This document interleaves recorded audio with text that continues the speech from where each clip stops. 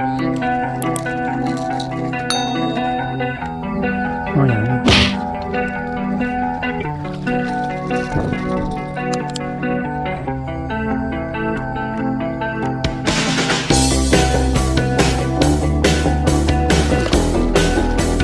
เดี๋ยวเราจะดึงตัวแรก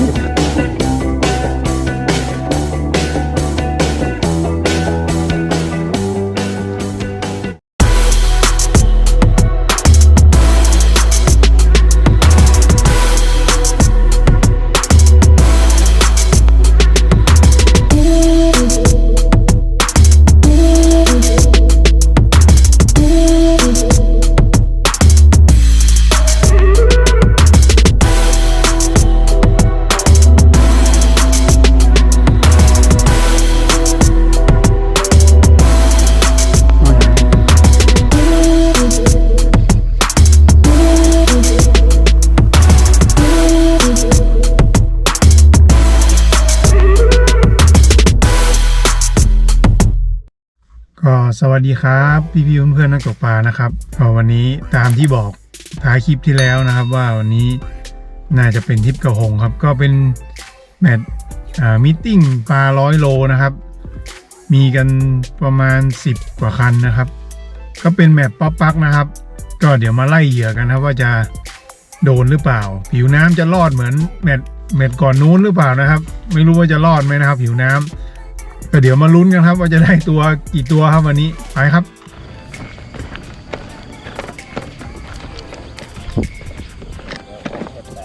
ไม่กัดสักครั้งอ่ะครับเลยครับนี่ครับอาจารย์สวัสดีครับสวัสดีครับสวัสดีครับ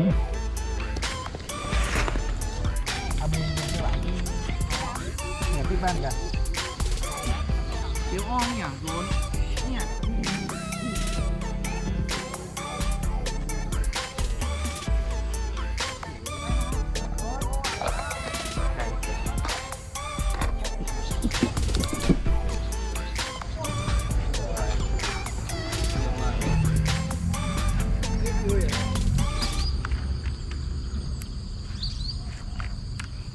นะครับ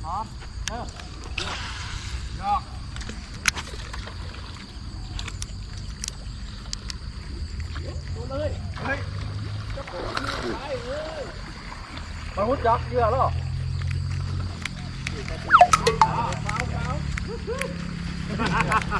ตัดใจไม่ได้ตกงาน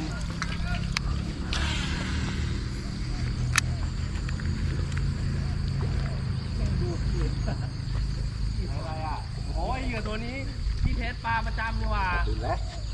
เหยื่อหลักผมเย็นบึ้ง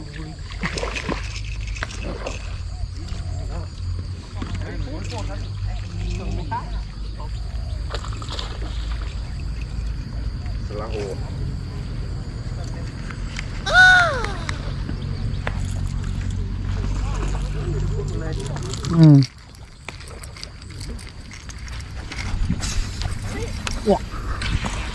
โอ้เดี่ยวเลยเนี่ยหอยโตกับมีเนาะอันนี้อ๋อก็มีเนี่ย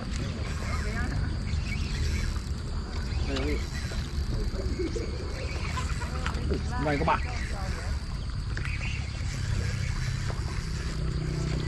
ปุ๊บมาไงปุ๊บบอกหยุดดิหยุดแล้วมันก็กินครับ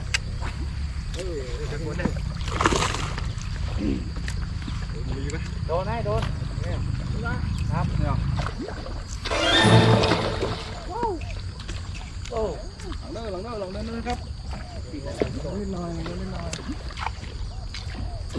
ได้แล้ว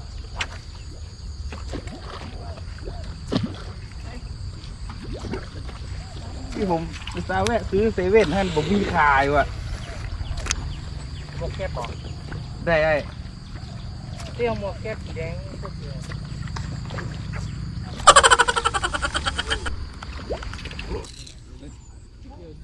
เป็นโคตรป่าเลยแจ้งของผมไหม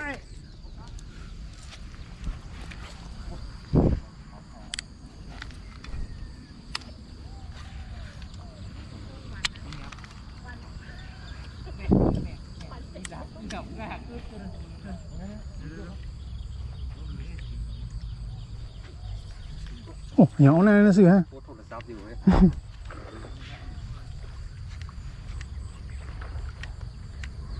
เอาอย่างนี้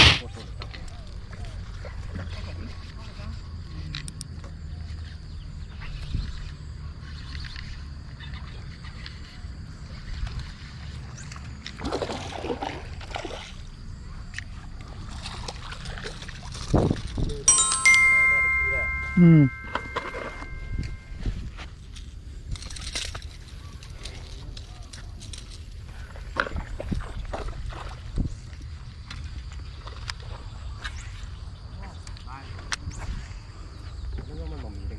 อืม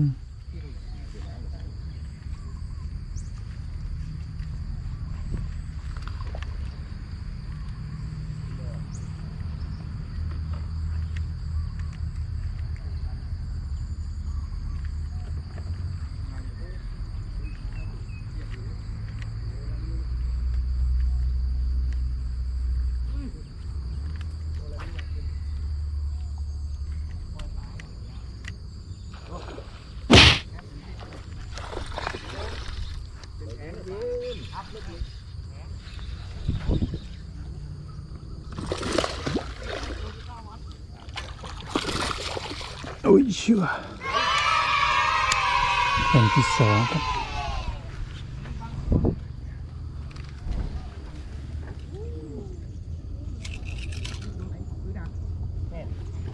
ลอยๆหน่อย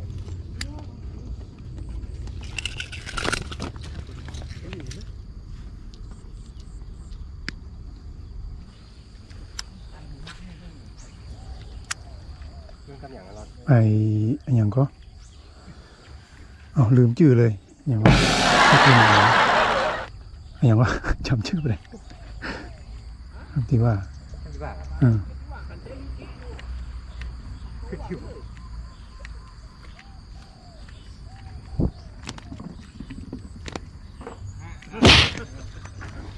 รูดเลยเอาหน้านี่เลยนี่เอาหน้านี่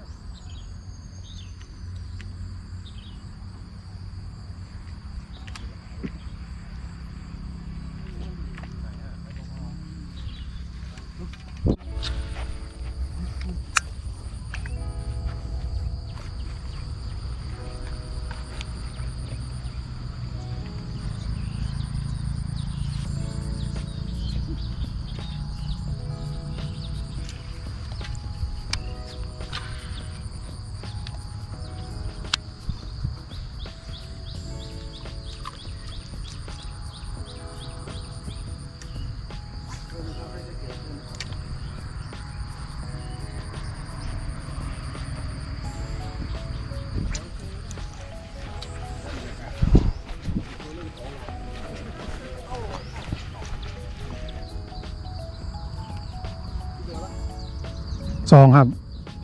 สองนี่มาใจเตื้อโอ้มาใจเฮานะกะ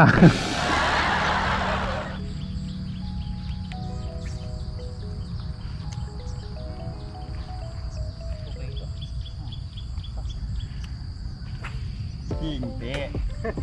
สวิงมันมีเอ้ยตั้งกันบ่ตั้งเลยสวกไง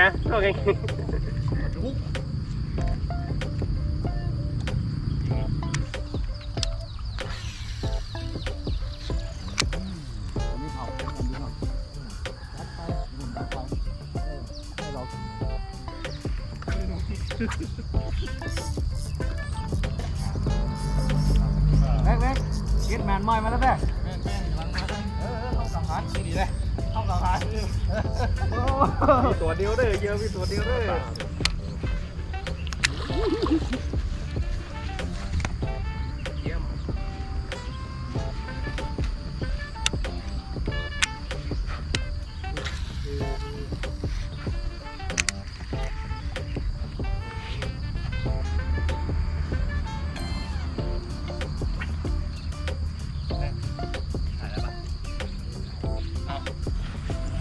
ต่อกันบ้านในเกียงเลย อะไรนะครับไม่ได้เปลี่ยนของพี่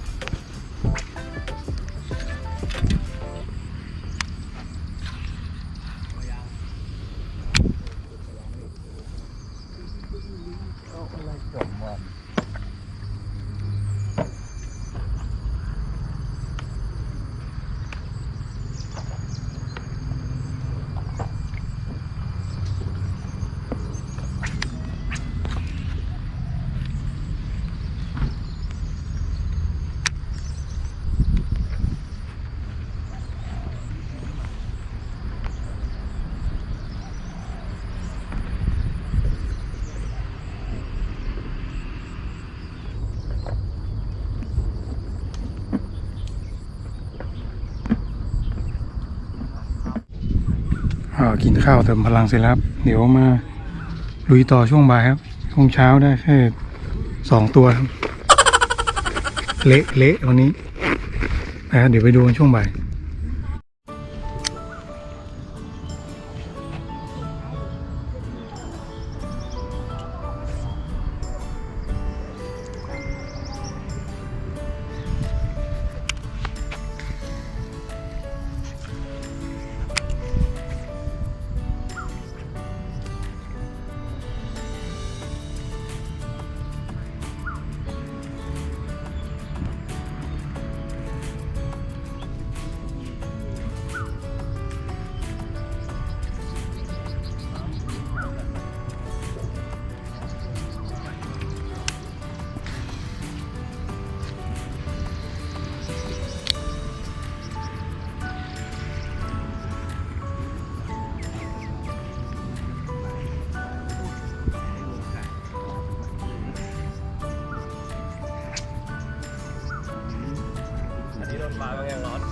โอ้เงียบเลยพี่ตั้งแต่เช้าแล้วไม่ใช่หมายถึงคันเนี้ย คันนี้ยังเลยพี่คันนี้ยังไม่โดนเลย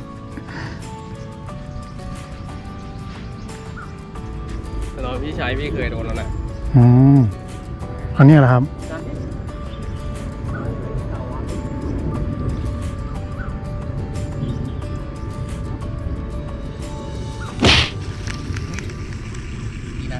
เขาว่ามันตึกตักปูดเลย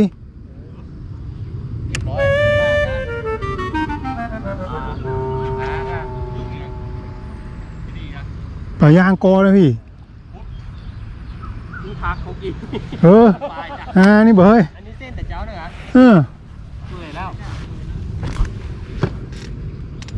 เพิ่งเดินมาโดนปลายอ่ะดูต้นช็อกมัดบดีอะพี่อ๋อเหรอเฮ้ยไก่แดะเบย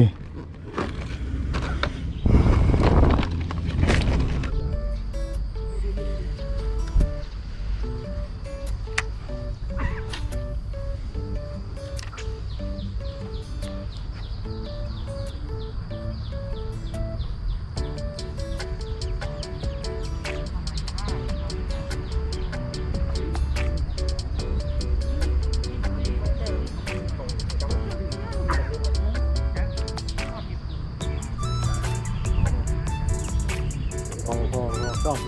จะซื้อตัวหัวช่อง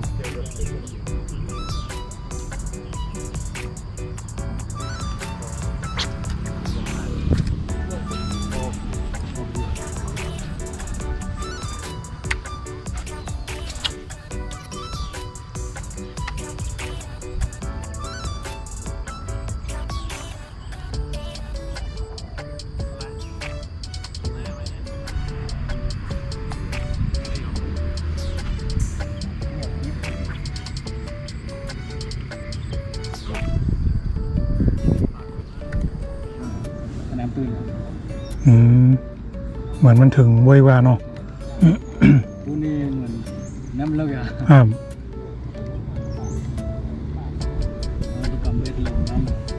ค่มัน นะ ตกไป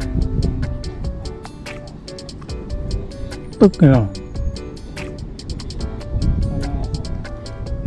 ปล่อยน้อยเนี่ยเวลาถ้ามันส่วนมันกินต่อทำเลยน้อยนิดหน่อยมันกินตัวนี้แต่มันยังนี่แหละ ครับ เรื่องการมันเดินส่วนมันลากทั่ว มันสะดุ้งเนาะ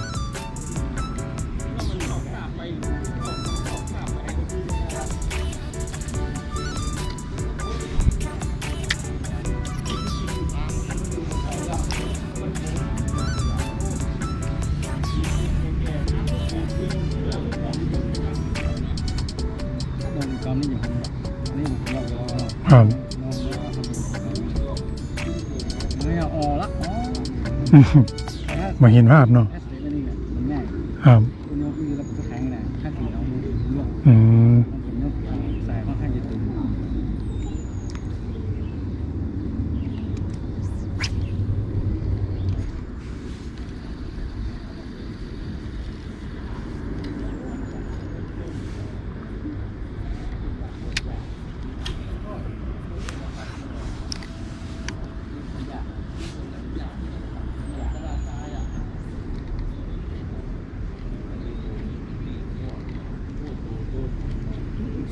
โอ้ยโดนแล้วก็ดีตัวแรกโอ้ยอาจารย์เกียง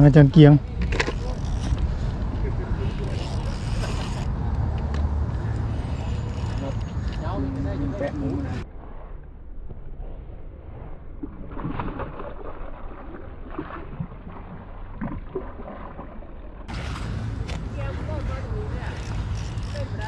ฮะ เอาหน้าเลยเกียงเอาหน้านี่เลย ครบเลย ซาว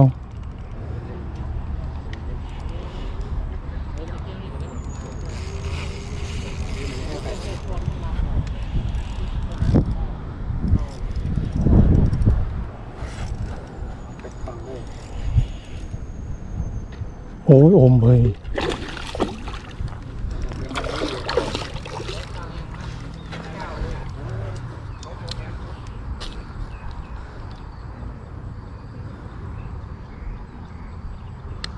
เฮ้ของข้าไม่เกียงโอ้โหอาจารย์เกียง โอ้กับกระดีตัวแรกโอ้หลอดแล้วครับโดนกระดีตัวแรกครับข้าไม่เกียง ได้ สุดยอด จังหวะลงมาดี รู้สึกมือเลยเนาะ เออ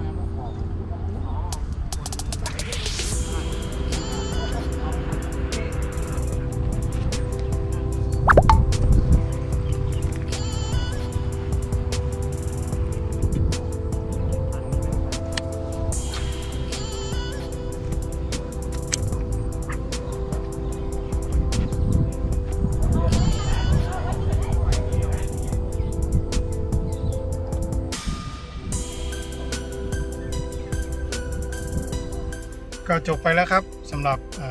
มินิมีตติ้งนะครับแมตช์ปลา100 โลก็ได้ไปแค่3 ตัวเองครับ ก็อ่อนเองครับไล่เหยื่อไม่ค่อยโอเคเท่าไหร่ครับวันนี้ก็ไม่เป็นไรครับไว้มาแก้ตัวกันใหม่โอเคครับไว้เดี๋ยวเจอกันทริปหน้าครับสวัสดีครับ